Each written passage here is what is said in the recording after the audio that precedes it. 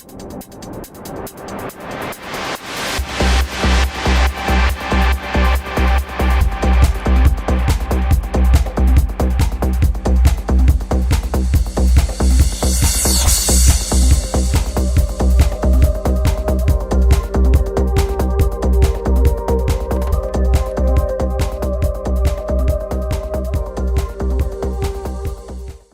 Aaron, it's 4 years since you had your accident. Can you tell us what happened? Yeah, one night I was just out jogging, trying to stay fit for motocross and other things, and a drinking driver hit me from behind at 61 miles per hour. So it was a drunk driver that hit you? He was 3 times over the limit with drugs in his system, yes. So did he stop and help, or? No, he turned round, he went back past me and then set a light to his car and denied it for 3 weeks. So did the police actually catch him in the end? They caught him just because I was laying on the number plate when the car hit me, and because he reported his car stolen that night. Okay, well we'll come back to that a little later. So what injuries did you actually receive when you were hit by the car? When he struck me, he ruptured my aorta, so disconnected my heart, fractured my skull, broke the arm clean in half, and just grazes all over really. I had lacerations, glass in my back on the windscreen. So it sounds like it was touch and go on the way to the hospital, was it? I was dead on the scene. I was dead on the scene when the ambulance got there. They had to bring me back round. So what did they actually do when you got back to the hospital? What treatment did you have to have? They CT scanned me and then viewed my injuries and noticed how bad they were. Then they helicoptered me down to Paddington in London for the heart surgery straight away, because my heart by then was disconnected for 45 minutes. Okay, and what did they actually do to reconnect your heart? Is it right? It was some unique surgery?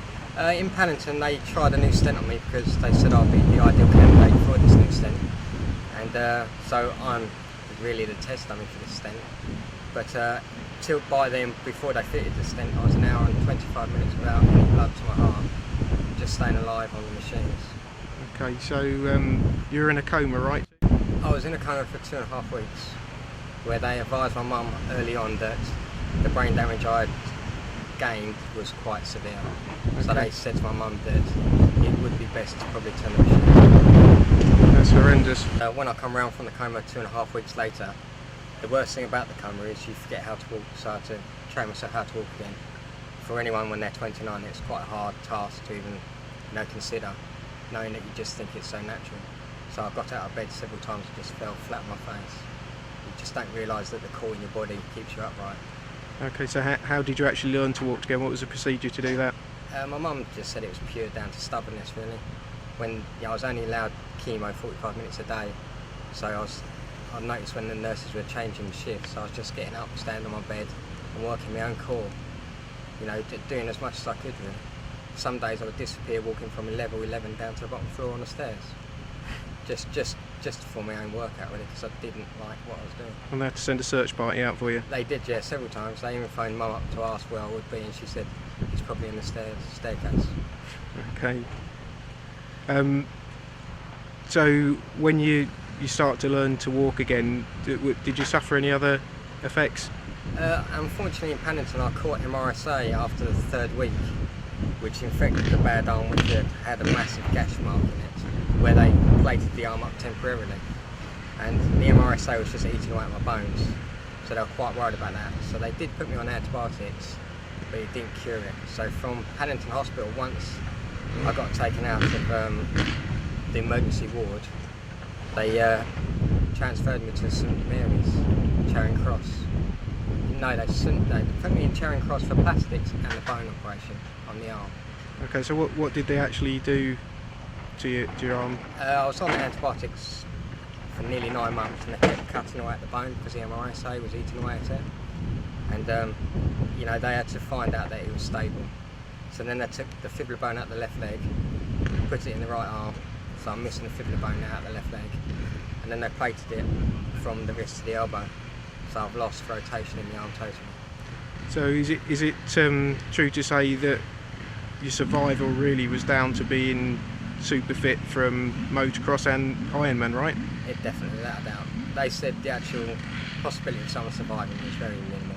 Yeah, what were the doctor's words to you? I know you've told me before. Is it right that the doctor said it was the worst case that they've ever seen, that anyone's ever lived. Yeah, and even the judge said that was right, Phil. The judge said it in court that it's the worst case scenario, that him being a judge for over 35 years, that he's seen that someone survived with them injuries.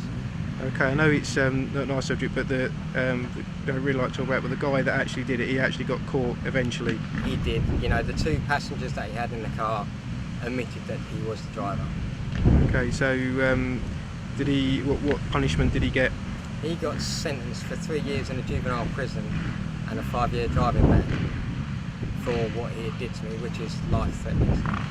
Okay, so you potentially, is it right that you have to have heart surgery every 45 years? Every 45 years to replace your stent in the heart?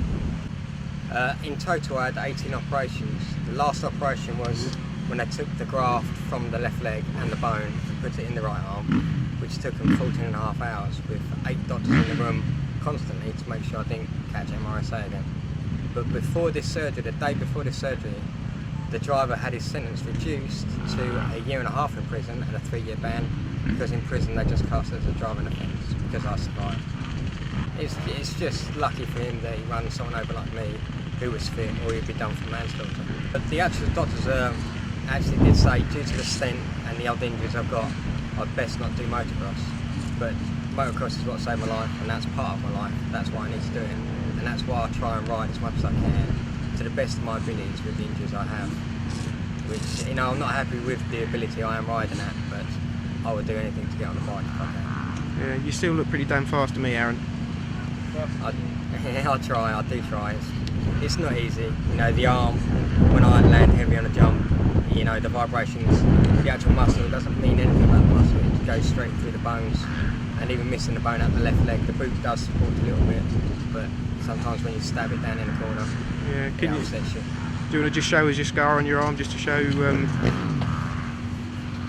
That's skin from the leg, and then the plate starts there, and then near the elbow, and that scar there, is where the actual arm was snapped clean in half on the road.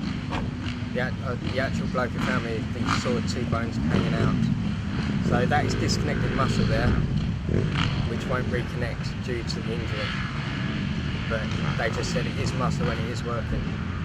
But the rotation that's all I've got because of the plate. It just locks out on the other bone.